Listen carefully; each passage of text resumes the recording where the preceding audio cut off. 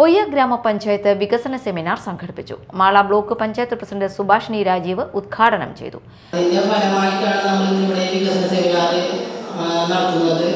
അപ്പോൾ ഈ വികസന സെമിനാറിൽ എല്ലാ തിരക്കുകളും മാറ്റിവെച്ച് ഈ നമ്മുടെ പൊയ്യയുടെ വികസനത്തിന് വേണ്ടി നിന്നോട് എത്തിച്ചേർന്നിരിക്കുന്ന എല്ലാവർക്കും ബ്ലോക്ക് പ്രസിഡന്റ് എന്ന നിലയിൽ ഞാൻ എൻ്റെ അഭിനന്ദനം അറിയിക്കുകയാണ്. അതുപോലെ തന്നെ ഇപ്പോൾ പറയുകയാണെങ്കിൽ 14ാം പഞ്ചവത്സര പദ്ധതിയുടെ അവസാന വർഷമാണ്. അപ്പോൾ നമുക്ക് ഈ പ്രാവശ്യം ബഹുവർഷ പദ്ധതികളൊന്നും നമുക്ക് രൂപീകരിക്കാൻ സാധിക്കില്ല. ഒരു വർഷത്തെ പദ്ധതികളാണ്. അപ്പോൾ ആ ഒരു വർഷത്തെ പദ്ധതികൾ നമ്മൾ കണ്ടെത്തുമ്പോൾ അത് നമുക്ക് ഫണ്ടിൽ അപ്സായി പോവാതെ സ്പിൽ ഓവറൊന്നും വരാണ്ട് നമുക്ക് പൂർത്തീകരിക്കാൻ സാധിക്കണം. പൊയ്യ ഗ്രാമപഞ്ചായത്ത് പ്രസിഡന്റ് ഔസേപ്പച്ചൻ ജോസ് അധ്യക്ഷത വഹിച്ചു.